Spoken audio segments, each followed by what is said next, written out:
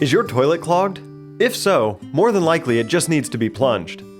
If it appears that overflowing is imminent, take the lid off of the tank and push the flapper down. This will stop water from entering the bowl.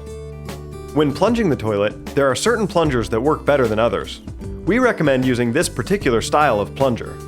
Notice that it has a horn on the head, unlike a traditional plunger. The first step is to make sure you get a good seal. Place the horn down into the throat of the toilet and slowly push down on the plunger to release any trapped air. If the water level in the bowl isn't higher than the head of the plunger, slowly release some water into the bowl by slightly pressing down on the toilet handle. At this point, the toilet is ready to be plunged. After a few seconds of plunging, you should be able to hear air moving through the trap. Finally, remove the plunger from the toilet. If the water doesn't go down right away, try flushing the toilet. If you have any questions about this process, call Home Spectors at 336-382-7269.